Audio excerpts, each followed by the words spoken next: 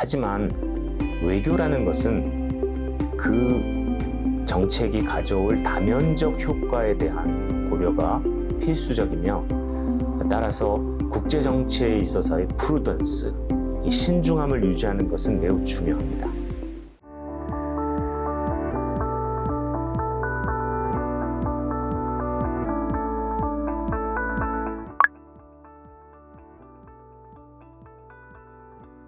네, EU의 공식 발표에 의하면 유럽연합이 전쟁 발발 이래로 우크라이나에 총 61억 달러 상당의 군 장비를 지원한 것으로 알려져 있고요. 다른 유럽 개별 국가들의 지원까지도 합한다면 유럽에서 우크라이나에 지원한 지원액이 총 280억 유로, 한화로 한 40조 4천억 원 정도 되는 수준에 달한다고 합니다. 그런데 최근 미국의 지원이 지체되는 상황에서 나토의 유럽에 대한 우크라이나 지원을 늘리자는 그런 주장에 대해 유럽연합이 적극적으로 나서지 못하고 있는 것은 유럽연합 국가들이 전반적으로 경제적 침체의 영향을 받고 있기 때문인 것으로 알려지고 있습니다. 특히 독일은 이런 책임에서 가장 큰 부담을 지게 될 나라인데요. 독일이야말로 어쩌면 우크라이나 전쟁을 통해서 가장 큰 경제적 타격을 입은 나라의 하나이고, 특히 미국이 나서지 않는 상황에서 모든 책임을 과하게 혼자 안게 될 것에 대한 우려도 깊은 것으로 알려져 있습니다. 또한 독일의 타우루스 미사일 지원과 관련하여 독일 정부가 이 지원을 계속 거절하고 있는 모양새는 독일이 우크라이나 전쟁과 관련해서 러시아의 좀 더 본격적이고 고강도의 전쟁으로 이 전쟁이 확산되는 데 대한 우려도 가지고 있는 그런 모습을 읽을 수도 있겠습니다. 결국은 미국이 적극적으로 나서지 않는다면 유럽 국가들이 우크라이나를 지원해서 전쟁을 확대하기란 어려운 상황인 것은 분명해 보입니다.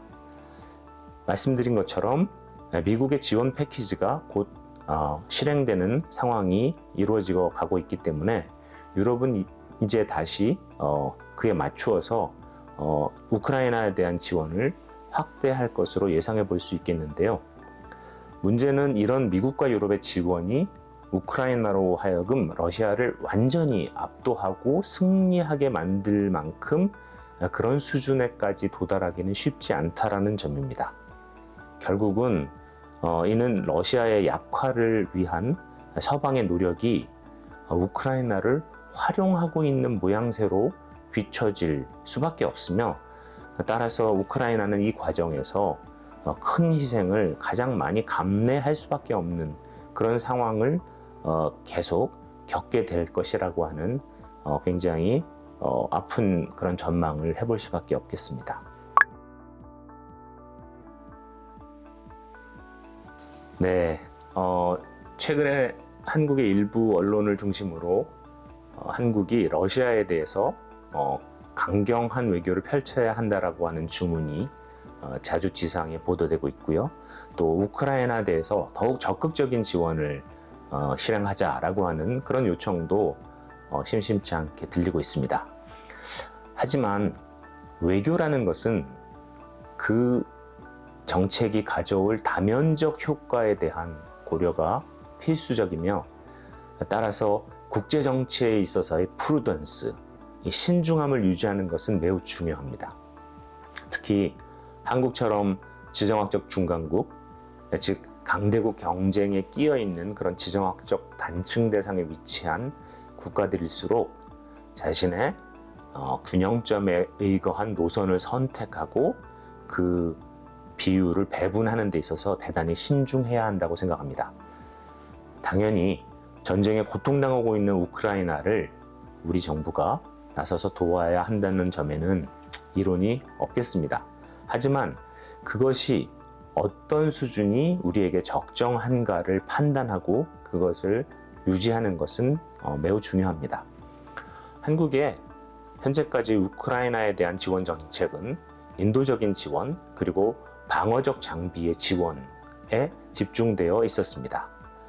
이런 그 한국 외교는 비교적 현명한 수준에서 우리의 균형점을 잘 유지하면서 관리해 오고 있는 이제 그런 상황이란 점에서 저는 적정한 수준을 우리가 유지하고 있다라고 하는 생각이 듭니다.